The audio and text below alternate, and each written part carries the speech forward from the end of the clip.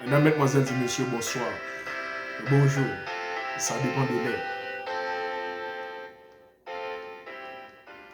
Ici, CRAN G, Centre de recherche et d'analyse géopolitique. Rien de nouveau sous le soleil. Redites-moi l'histoire. Sans toi, hymne de louange et d'espérance. Car je suis ignorant. Je voudrais qu'on m'instruise. Redites-moi l'histoire. Redites-moi l'histoire. Redites-moi l'histoire. Redites-moi l'histoire. Rien de nouveau sous le soleil. Nous prions les Seigneurs. Nous te remercions, Seigneur, pour ce privilège béni. Octroie-nous en ce moment une double portion du Saint-Esprit, des langues de feu, pour annoncer avec force les derniers messages de trois anges. Pardonne-nous de tous nos péchés. Purifie nos lèvres avec le charbon ardent de ton autel, comme tu l'as fait pour Ésaïe. Envoie pour nous l'onction du Saint-Esprit qui vienne directement de toi, des langues de feu. Et par-dessus tout, inscris le nom de chacun de nous en lettres d'or dans ton livre des vies. Nous t'en prions ici, au nom de Jésus. Amen.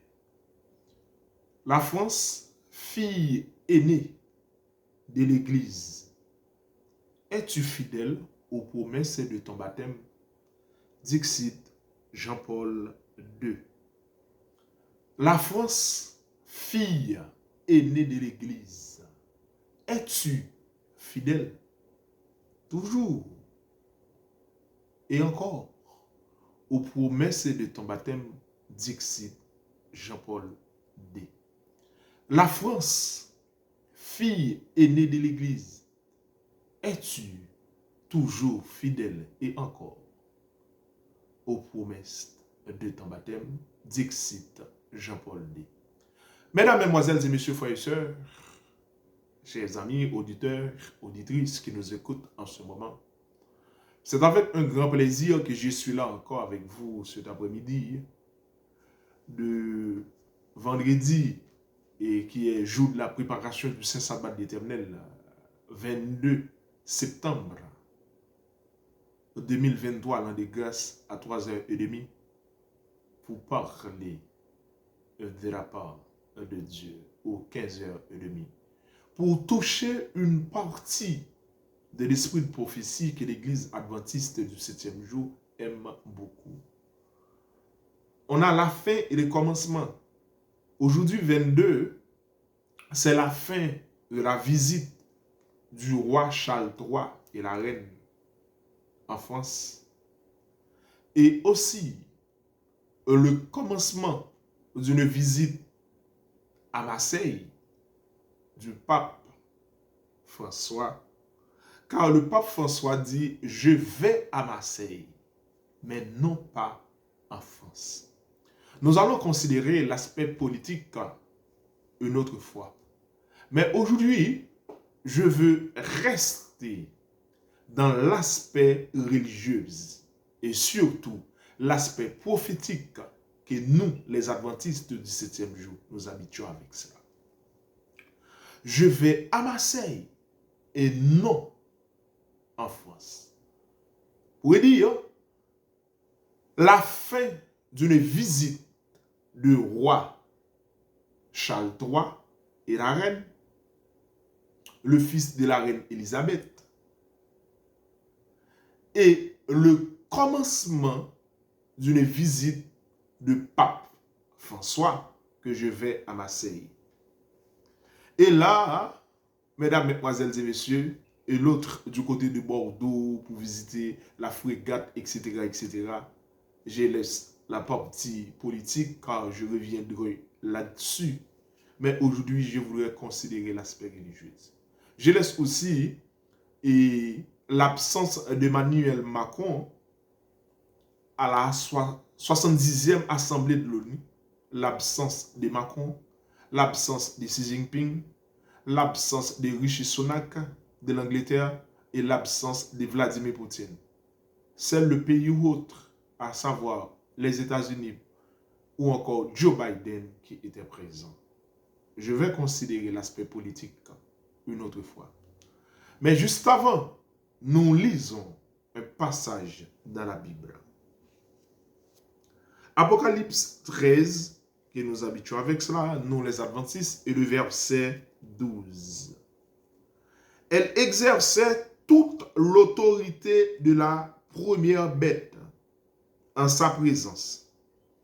Et elle exerçait toute l'autorité de la première bête en sa présence. Et elle faisait que la terre et ses habitants adoraient la première bête, dont la blessure mortelle avait été guérie. Elle opérait, verset 13, de grands prodiges, même jusqu'à faire descendre du feu du ciel sur la terre à la vue des hommes. Et elle séduisait les habitants de la terre par les prodiges qui lui étaient donnés d'opérer en présence de la bête, disant aux habitants de la terre de faire une image à la bête qui avait la blessure de l'épée. Regardez, qui avait la blessure de l'épée. Apocalypse 13, versets 12 et 14, nous sommes au verset 14. Disant aux habitants de la terre de faire une image à la bête qui avait la blessure de l'épée et qui vivait. France, la France, fille aînée de l'Église, es-tu fidèle aux promesses de ton baptême? Et à ne pas oublier, baptême de Clovis, inauguré par Jean-Paul II. Baptême de Clovis, 1500 ans, inauguré par Jean-Paul II, le roi de Clovis. Je vais à Marseille, non en France. Je vous demande, avant de monter l'avion commercial, je vous demande d'accompagner de vos prières mon voyage, de vos prières mon voyage à Marseille, dit que c'est le pape François. À cause de la mer Méditerranée, à cause de tout cela, qui constituait comme une cimetière à ciel ouvert, et là, plus de 300 000 morts, dit que c'est cette question des migrants, l'immigration, commerce, etc. La Libye, la Turquie, toutes sortes de migrants. Mesdames, mesdemoiselles et messieurs, le pape François, extrêmement important dans tout cela, étant réalisé aux environs 44 voyages depuis 59 pays différents.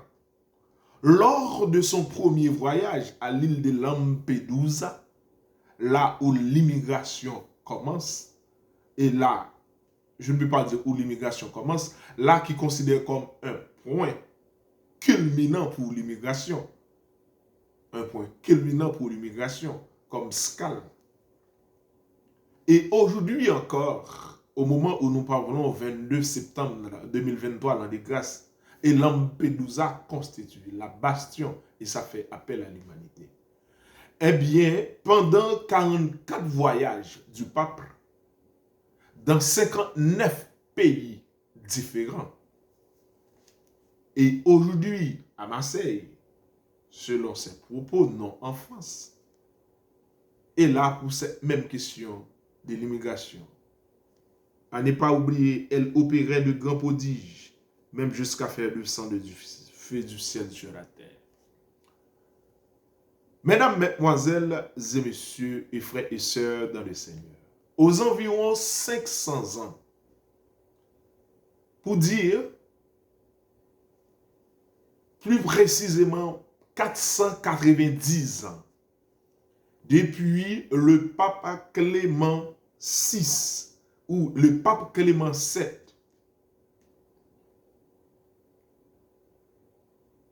a mis les pieds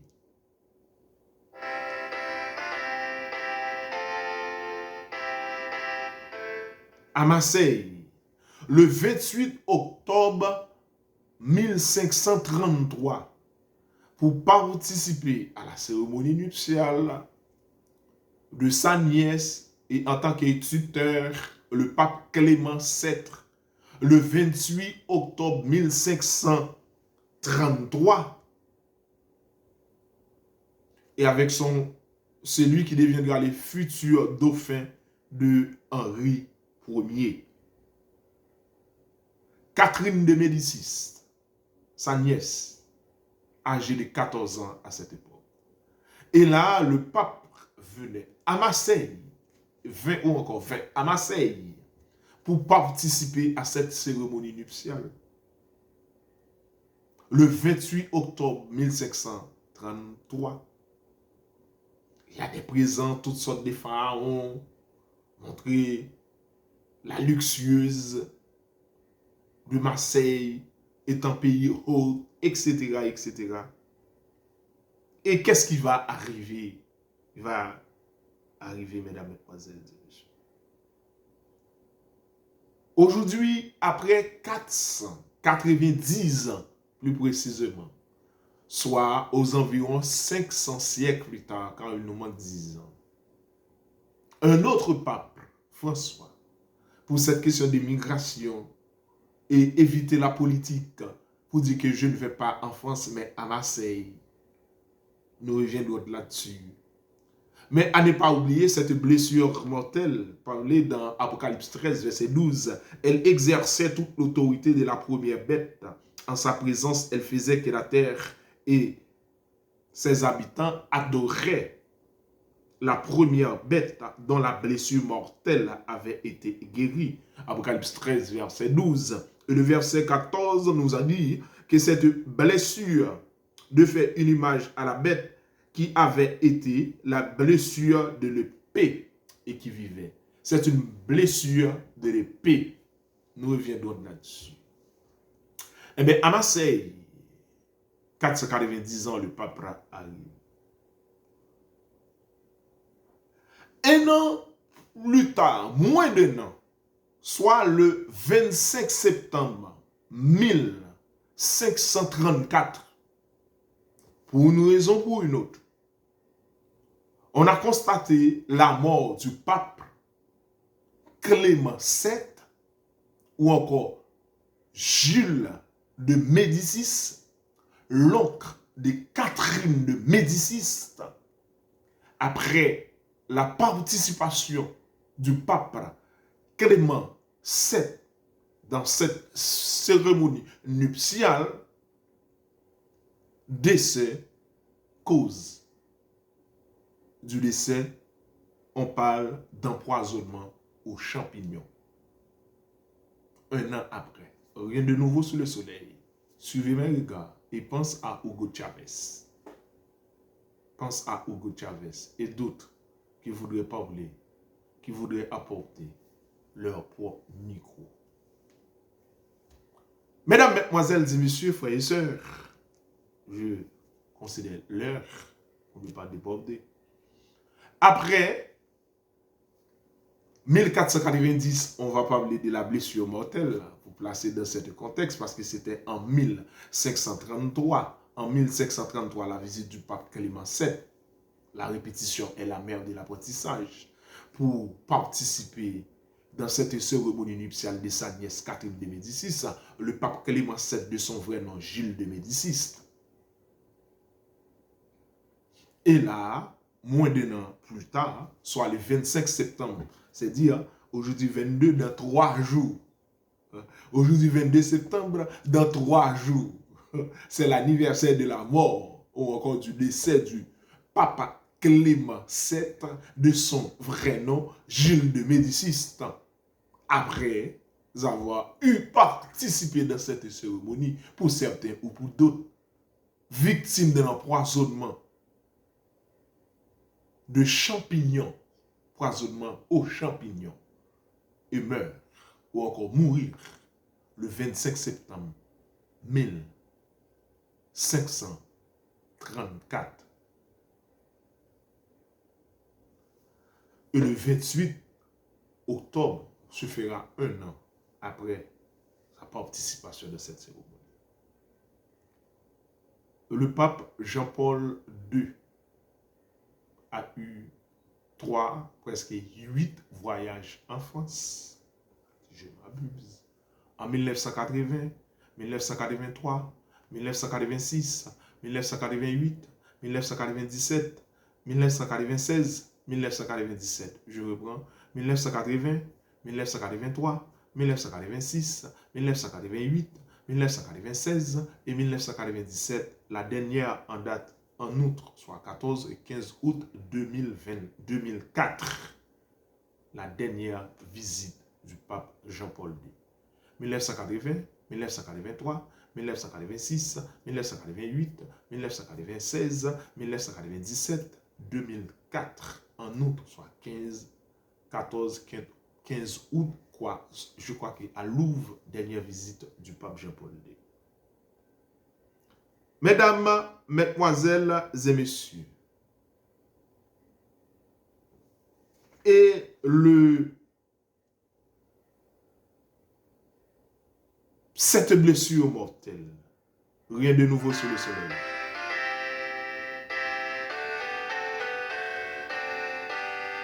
Rédites-moi, car elle est toujours nouvelle. Rédites-moi l'histoire, rien de nouveau sur le soleil. Rédites-moi l'histoire. Rédites-moi l'histoire. Rédites-moi l'histoire. Car je suis ignorant. J'ai besoin qu'on m'instruise. Rédites-moi l'histoire. Le pape Pie VI, cette blessure mortelle qu'on parle ici, né 25 décembre 1717, décédé le 29 août 1799 à 81 ans à Valence. Et le pape François, âgé de 87 ans aujourd'hui, avec une santé fragile, à ne pas oublier, et sur la chaise roulante, il ne peut pas se tenir debout pour donner ses allocutions ou encore pour donner ses messages. Mesdames, mesdemoiselles et messieurs, président, pontife, roi, vicaire, vicarius filii Dei ou encore vicaire du Fils de Dieu sur la terre, représentant Basilique de Saint-Pierre, Vatican, l'État du Vatican. Après Clément VII, de son nom Gilles de Médicis, 490 ans, aujourd'hui 2023, depuis 1533, de cette visite. Après 8 apparitions, visites en France du pape Jean-Paul II, 80, 83, 86, 88, 1996, 1997, 2004, 14 ou 15 août 2004 à Louvre. Aujourd'hui, 22 septembre 2023, l'an de grâce, soit 19 ans plus tard, après Jean-Paul II, 19 ans plus tard, après 44 visites, ou encore 44 voyages dans 59 pays, déjà visités par le pape François. Cette blessure mortelle dans Apocalypse 13, versets 12 et 17. Et qui dit la Bible? Giangelo Bracci, pape Pie VI, arrêté par le général Louis-Alexandre Julius Berthier, arrêté par le général Berthier de Napoléon. Le général Berthier contraint le souverain pontife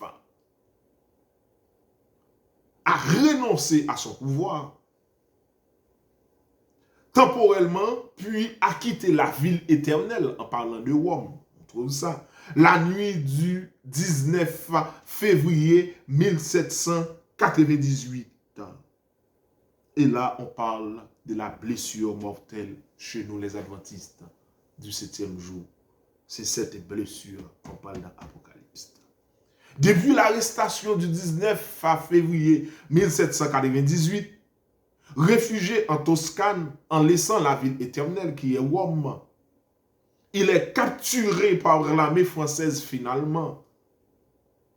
Général Berthier, sur l'ordre de Napoléon, à la recherche du pape, emmené à Valence, et spécialement à Dôme, emmené à Valence, après un interminable périple, il y meurt d'épuisement en août 1799 à l'âge de 81 ans. Le pape Pie VI, de son nom, Gianna Gelo Bracci, né le 25 décembre 1717, meurt en août 1799 après l'arrestation du 19 février 1798, meurt à 81 ans. C'est la blessure mortelle parlée dans la Bible. Aujourd'hui, on fait l'éloge de la visite du pape Jean-Paul, de la visite du pape François à Marseille, non en France.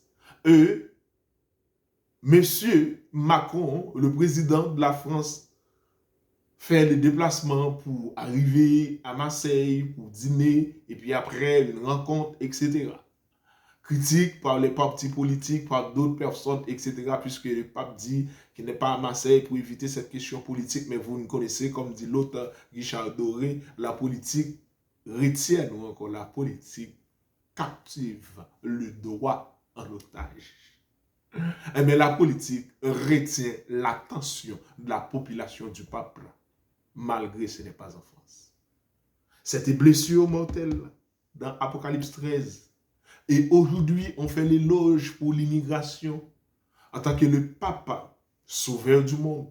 On n'a pas l'équilibre de l'autre côté. Car c'est le dragon ou la bête dont la blessure mortelle qui avait été guérie fait l'éloge. Où est l'en face? Où est l'opposition? Où est la partie de vérité? Pour répéter la même chose, pour répéter les mêmes éléments à chaque fois, 2300 soirs et matin, puis le sanctuaire sera purifié. Quelle est l'importance de la visite du pape? Montre ça à vos fidèles.